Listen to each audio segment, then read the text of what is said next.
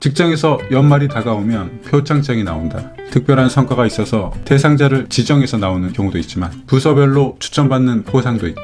이번에 내려온 곳에 대해서 회의 중에 내게 포상에 대한 의향을 물어오길래 난 정말 1초의 망설임 없이 김 과장을 추천합니다.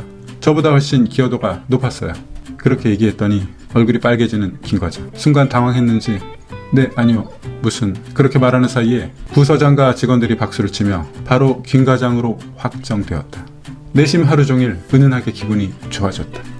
그리고 예전의 기억이 하나 떠올랐다. 오래전에는 내게로 온 포상이 미묘하게 다른 사람으로 바뀐 적이 있었다. 물론 내색하지는 않고 속으로만 끙끙대며 무척 서운해졌지만 많은 사람들 앞에서 박수를 받는 것. 그 당시에는 내가 내심 바라는 것들 중 하나였다. 물론 내가 했던 일이 어느 정도 성과를 냈고 그래서 그 공로도 인정받고 싶었다. 그런데 뒤바뀐 그 일 때문에 그 당시에는 무척 분해서 다른 부서에 있는 친한 선배에게 가서 고민 상담을 받은 적이 있었다.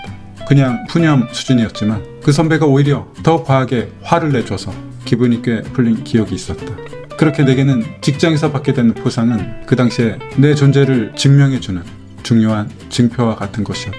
하지만 이제는 난 정반대의 포지션을 가지고 있다. 내가 스스로 정의한 직장에서의 자유는 이러한 포상도 다른 사람에게 나누어주는 센스를 발휘하는 것이다. 오히려 이런 기회가 오면 난 무척이나 좋다. 마치 절호의 찬스와 같다. 그리고 사실 그러한 포상이 전혀 정말 진심으로 중요하지 않다. 그래서 솔직히 양보하는 것들은 내 진심 중 진심의 행동이었다. 내가 가진 직장에서의 목적과는 크게 상관없는 기타 소품에 불과한 것들이었어. 정말 솔직한 행동이었다. 그래서 자연스럽게 그것이 필요해 보이는 후배에게 0.1초도 고민 없이 추천했던 것이었다. 두 번째로 말하고 싶은 것은 바로 연말 모임이다.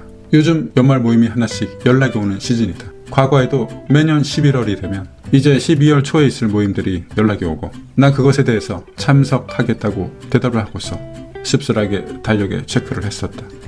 왜냐하면 직장과 관계된 사람들과 연말 모임을 가지면 솔직히 그렇게 행복하지는 않았다. 사실 진심으로 가고 싶은 모임도 아니었다. 그러나 사람들은 대부분 참석을 한다. 그리고 나도 그랬다. 하지만 직장 모임에 다녀오고 나면 뭔가 다양한 것들에서 비교가 되고 그리고 비교를 받는 잔재가 남아 있었다. 그 속에는 직급과 권력이 있고 또 축하할 일은 대부분 승진이었고 그러한 승진의 기여와 기대는 이러한 모임의 참석률을 더욱 높여주고 모든 사고가 직장에서 시작해서 직장에서 끝나는 그런 느낌도 썩 좋지 않았다.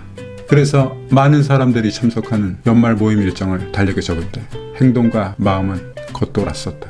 하지만 이제는 그러한 상황이 사라졌다. 연말이 되어도 직장에 있는 원력에는 대부분 비워져 있다.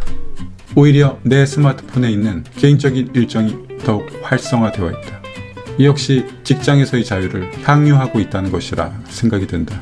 개인적인 생각은 직장에서의 자유는 이러한 유무형적인 것들도 모두 포함된다. 이러한 것들은 자신이 스스로 정의한 직장에서의 자유의 개념에 달려있다. 이를테면 앞에서 말했던 포상에 대한 기대 또는 진심이 아니었던 연말 모임에 대한 의도적 부재 그리고 이러한 개념들이 계속 늘어나며 자기 스스로가 온전히 자유롭게 느껴질 때 직장에서 자유는 점점 다가오는 것이 아닐까 생각을 하게 된다. 어디까지나 자신의 의지와 자신이 정의한 개념일 것이다. 당신이 생각하는 그러한 정의는 무엇일까? 스스로에게 한번 질문해 보는 것은 어떨까?